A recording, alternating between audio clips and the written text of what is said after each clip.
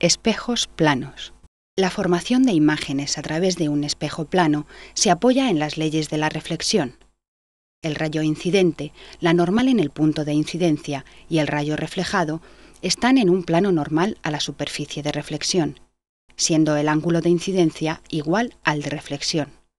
Por tanto, para construir la imagen de un objeto que forma un espejo plano, basta aplicar esas leyes.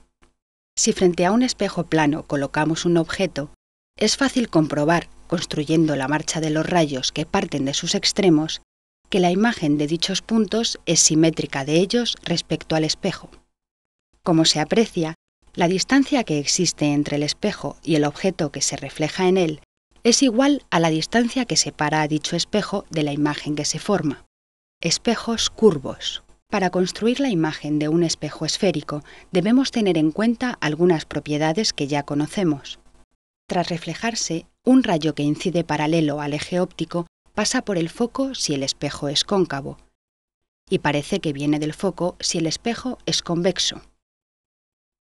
Un rayo incidente que pasa por el foco de un espejo cóncavo o se dirige al foco de un espejo convexo emerge tras reflejarse paralelo al eje óptico.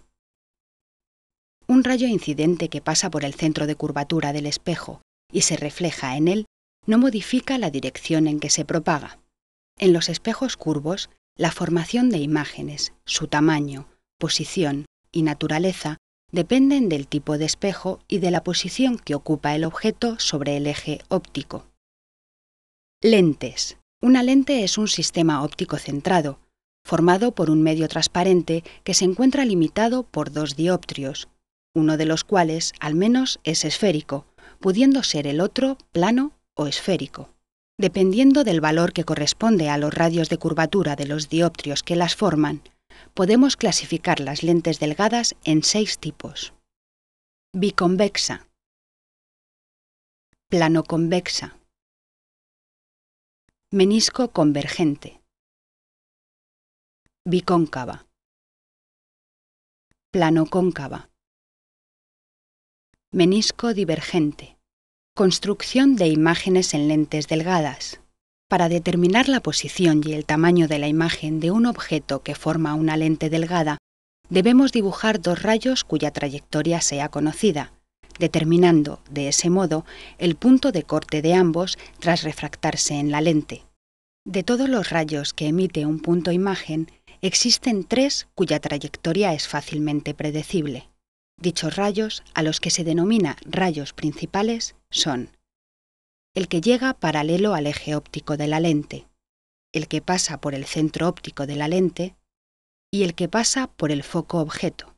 Imagen formada por una lente convergente de un objeto situado a una distancia de la lente superior a 2 veces la distancia focal objeto, S mayor que 2f.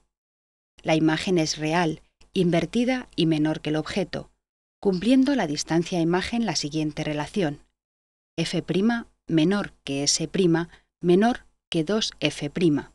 Imagen formada por una lente convergente de un objeto cuya distancia objeto es el doble de la distancia focal objeto, s igual a 2f. La imagen es real, invertida y de igual tamaño que el objeto, cumpliendo la distancia imagen la siguiente relación: s' igual a 2f'. Imagen formada por una lente convergente de un objeto cuya distancia objeto cumple la relación f menor que s menor que 2f. La imagen es real, invertida y de mayor tamaño que el objeto, siendo la distancia imagen superior a 2 veces la distancia focal imagen, s' mayor que 2f'. Imagen formada por una lente convergente de un objeto cuya distancia objeto es igual a la distancia focal objeto, S igual a f. Como vemos, si el objeto está situado sobre el foco de una lente convergente, no se forma imagen, ya que los rayos se cortan en el infinito.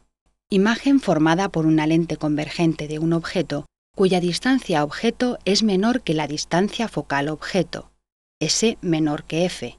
La imagen es virtual, derecha y de mayor tamaño que el objeto. Imagen formada por una lente divergente de un objeto. Independientemente del valor de la distancia objeto, La imagen siempre es virtual, derecha y de menor tamaño que el objeto.